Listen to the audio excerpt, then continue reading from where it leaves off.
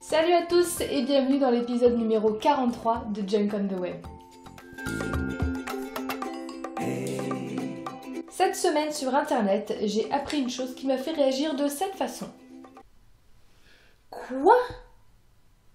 Je vais vous demander de vous souvenir de ce personnage de série télé qu'on trouvait si sage, si gentil et si bienveillant.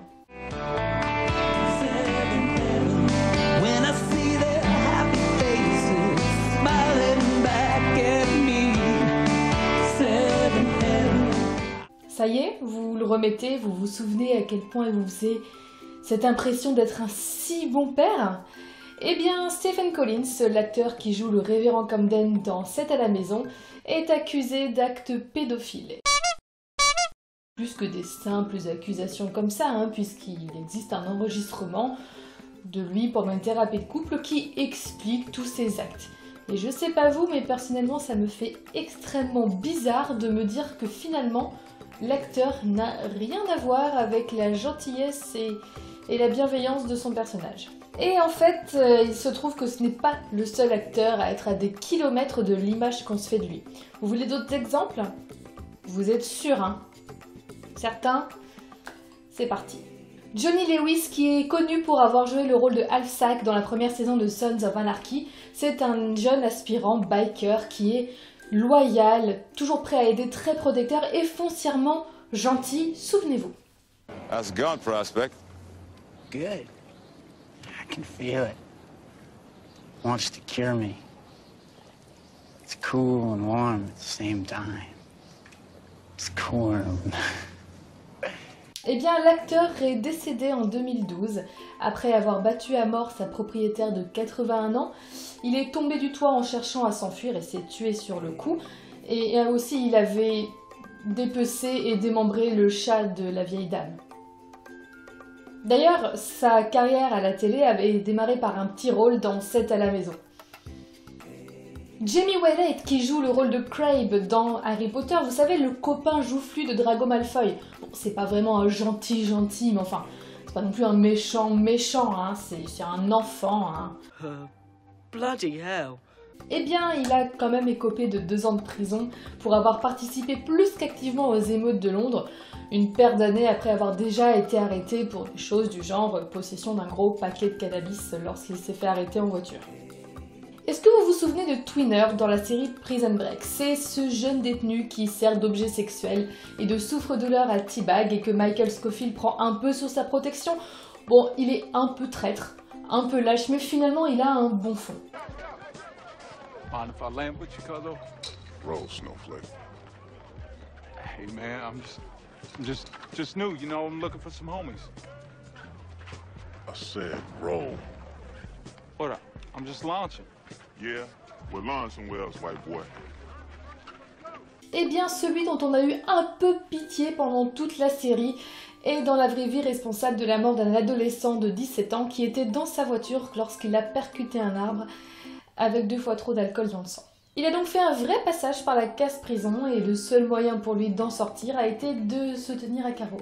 Côté j'ai vraiment fait de la tôle pour de la merde, je demande Wesley Snipes. Vous savez, c'est l'acteur qui jouait Blade, le gentil vampire qui tuait les méchants vampires dans une trilogie de films qui a eu beaucoup de succès. Eh bien, il a passé quand même 3 ans en prison entre 2010 et 2013 pour ne pas avoir déclaré ses revenus au début des années 2000.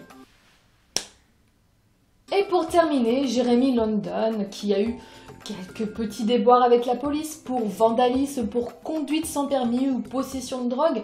Rien de bien méchant, mais si je vous en parle, c'est parce que Jeremy London, c'est lui. Et oui, c'est l'assistant du révérend Camden dans 7 à la maison, et j'avais envie de boucler la boucle.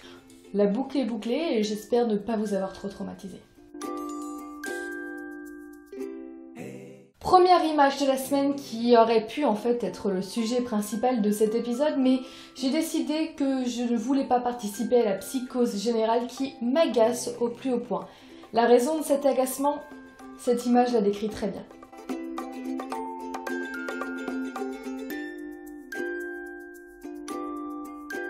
Deuxième image de la semaine, si je vous dis qu'il est possible de faire de la musique avec des cheveux, vous allez probablement vous imaginer quelque chose comme ça. Pas trop de son, hein. Ouais. Aïe. Ouais. Moyen quand même. Évidemment, de toutes ces façons-là, ça ne fonctionne pas, mais en les transformant en cordes pour violon, ça donne plutôt quelque chose de pas mal. La preuve.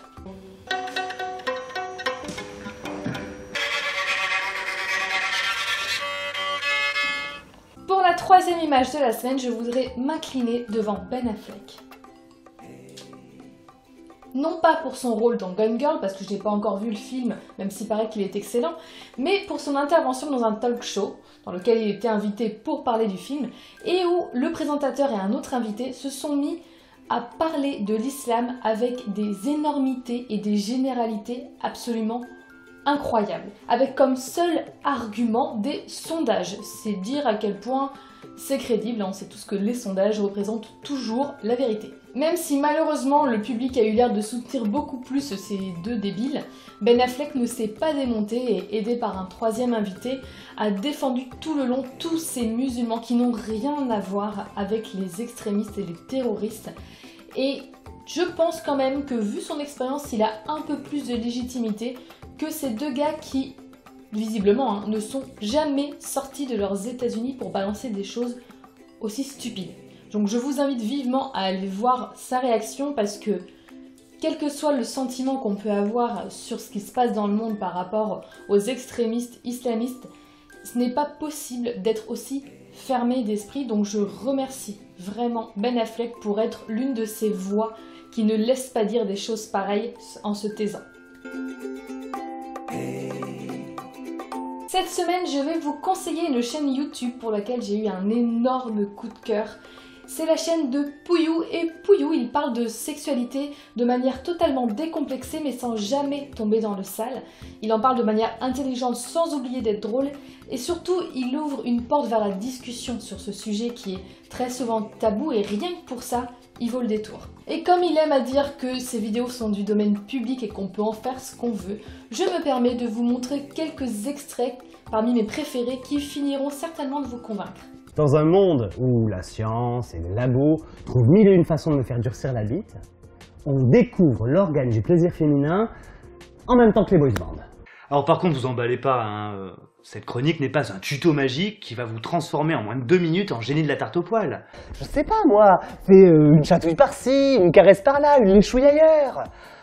Oh, qu'est-ce que tu risques? Au pire, tu découvriras peut-être que te faire sucer le gros orteil, c'est meilleur qu'une pipe ou un cuni. L'école roulée cache un gland d'une couleur vive, rose, rouge, violet, brun, qui doit être nettoyé avec soin, hein, s'il ne veut pas dégager une odeur émouvante, quand même, qui pique les yeux.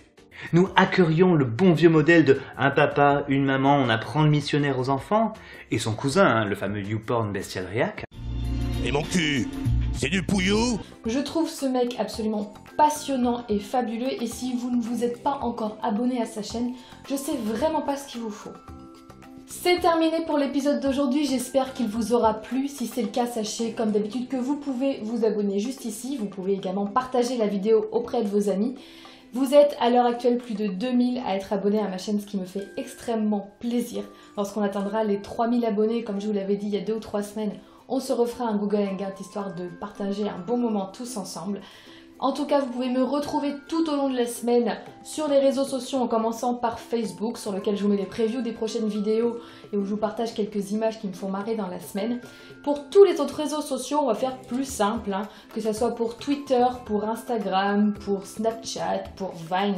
Tous les autres réseaux sociaux, vous me retrouvez sur un seul pseudo, c'est Junkan Mood. Je vous souhaite une excellente semaine, je vous fais plein de bisous. Ciao ciao. Et kiss kiss bang bang. Vous aussi, honnêtement, la première fois, vous avez trouvé ça dégueulasse, cette question. Bon, lequel de vous deux va se faire nyankatiser en premier?